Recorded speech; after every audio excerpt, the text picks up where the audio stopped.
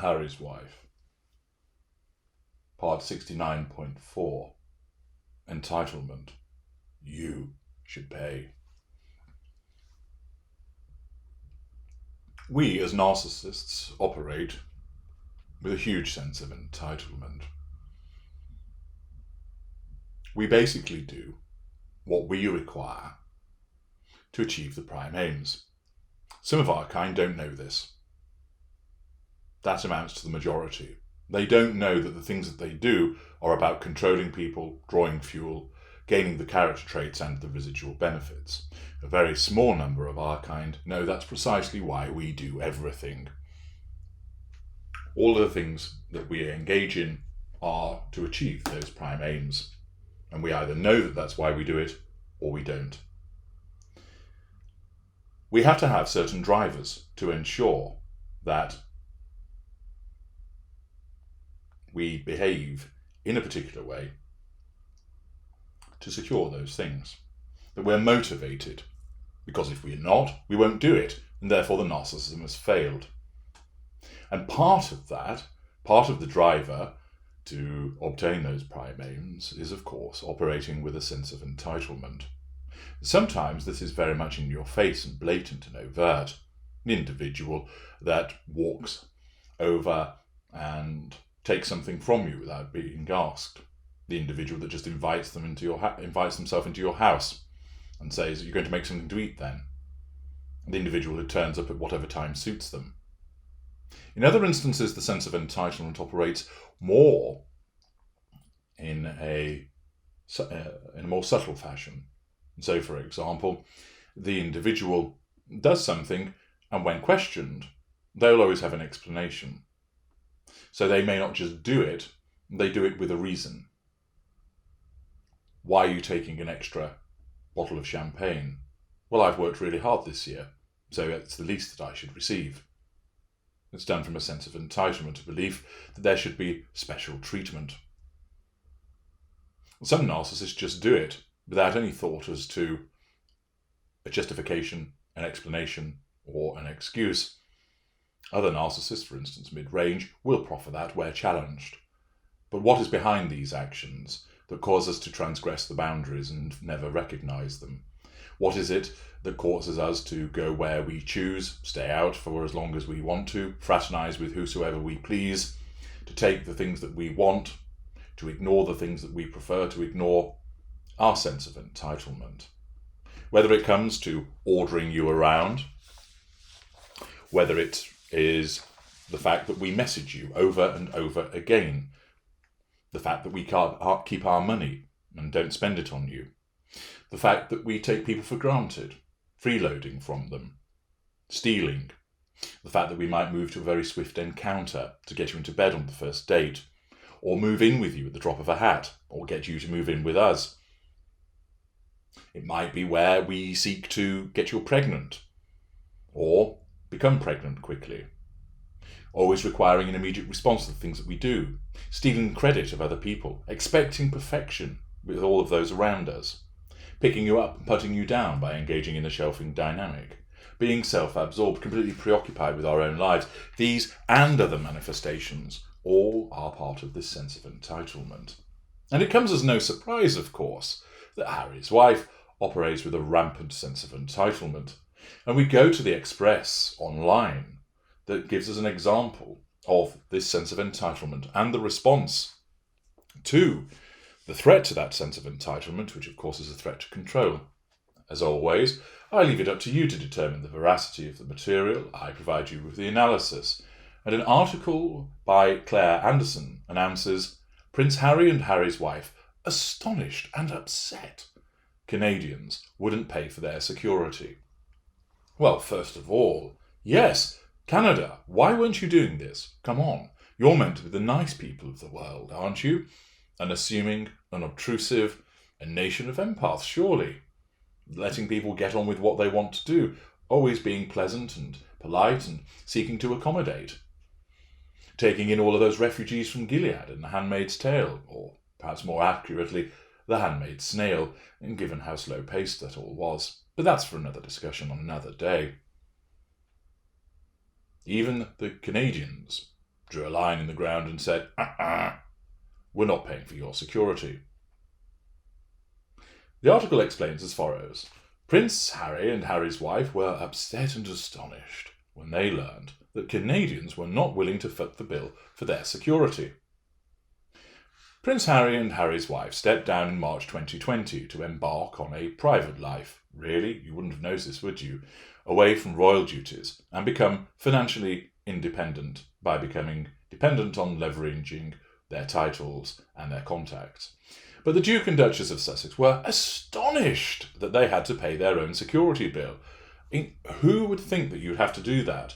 That a country that you go to, which welcomes you, you then would say, what, you're not paying the security bill? That's a little bit like I decide to go on holiday and I think to myself, do you know, I'm going to go to Crete. I have a lovely fortnight in Crete. What? I have to pay my hotel bill? Surely, Cretians, you're going to welcome the magnificence of the ultra by footing my hotel bill, aren't you?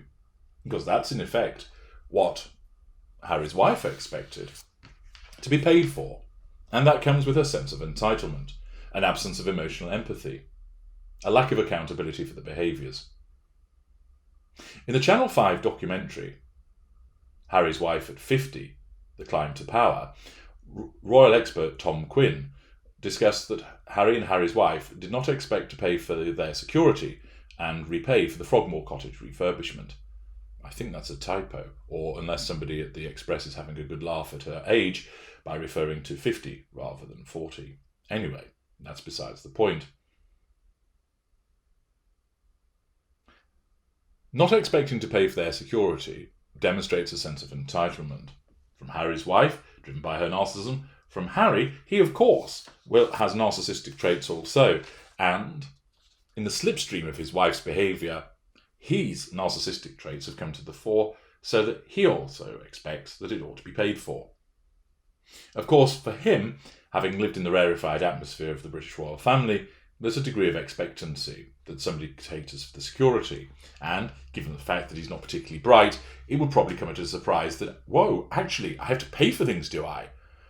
Holy fuckamola, never realised. Okay, just thought food turned up without one having to pay for it.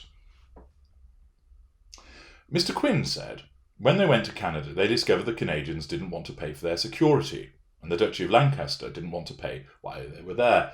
Well, why would the Duchy of Lancaster pay for them when they're outside of the United Kingdom? I think they were both upset and astonished. When Harry's wife gave the impression that they were hard done by, pity play, this produced a lot of negative press coverage, because they have a great deal of money apart from not giving the security. They had to repay several million for the refurbishment of Frogmore Cottage, and I don't think they expected that. This sense of entitlement is part of the assertion of control, and when it's pointed out to Harry's wife, well, actually, we're not going to foot the bill for you coming and living in our country, and you have to pay for your own security because you've chosen to come here, that offends her sense of control, and therefore the response is one of astonishment and upset, because control has been adversely affected. The narcissism causes her to believe that she is upset and that she's astonished. How could you, Canada, treat me this way? Those of you who've experienced narcissists will hear the echo of those words. How could you treat me this way? And that's what's being done to assert control, to nullify the threat, by suggesting that Canada is a naughty, naughty nation. Those marauding maple syrup consumers. Terrible, terrible people for failing to pay the security. In her mind, they are. That she expected it to be paid, sense of entitlement, and when it was pointed out to her that this would not happen, it offends the sense of control, and her reaction isn't, well, yes, that's fair enough, actually, we've come to live here, so we should cover our own security arrangements. It's almost an Oprah, what? In terms of having to pay for that security. The article continues. In the bombshell Oprah Winfrey interview, Prince Harry claimed to have been cut off financially by his family. He said, "We didn't have a plan. The Netflix deal was suggested by somebody else by the point of where my family literally cut me off financially, and I had to afford security for us. Dudums. They cut me off in the first quarter of 2020. As we know, this isn't entirely accurate. But I've got what my mum left me. Yeah, it's not a few shekels, Hazza, is it? It's millions. And without that, we would not have been able to do this. Oh, lucky you, huh? Royal biographer Richard Fitzwilliams has poured cold water on the claims. He explained, "It was understood Harry and his wife wanted to be financially independent from the royal family. So if you're going to do that, stand on your own 2 feet, independent means not relying on somebody else. And therefore, if you're relying on another nation to pay your security, that means you're not independent.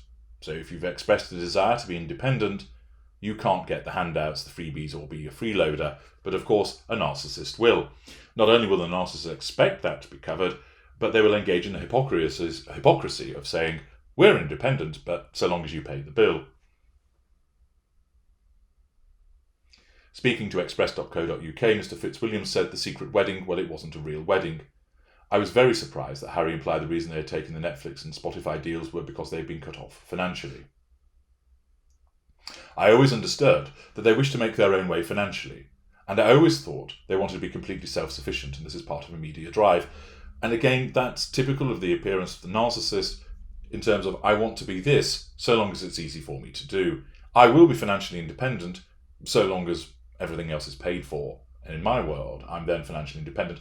I'm telling you that I'm financially independent because I'm cocking a snook at you by a direct assertion of control, saying, I don't want to be part of your organisation, and look at me. I am financially independent. Like a 7-year-old saying, I'm running away and I'm leaving home and I'm never coming back. And they pack a suitcase with Teddy, 2 wagon wheels, and a Fisher-Price toy, and think that that's going to enable them to survive in the rough, tough world out there. The article continues. They will be very good at documentaries and the other films they will be making in this deal. When Harry and his wife announced they are stepping down as senior royals in an Instagram post, they said, we intend to step back as senior members of the royal family and work to become financially independent, while continuing to fully support Her Majesty the Queen. Well, you've certainly lived up to that, haven't you, by repeatedly pinging pelters across the Atlantic towards Her Majesty. Well done. More hypocrisy. Royal author Penny Junor has said that the Duke and Duchess of Sussex have betrayed the royal family and caused lasting damage to the monarchy in the year that has passed since they quit. This expectancy for Canada to foot the bill demonstrates a sense of entitlement, and the reaction shows, again, the sense of entitlement, a lack of emotional empathy, and a response to a perceived threat to control. I'm H.G. Tudor. Thank you for listening.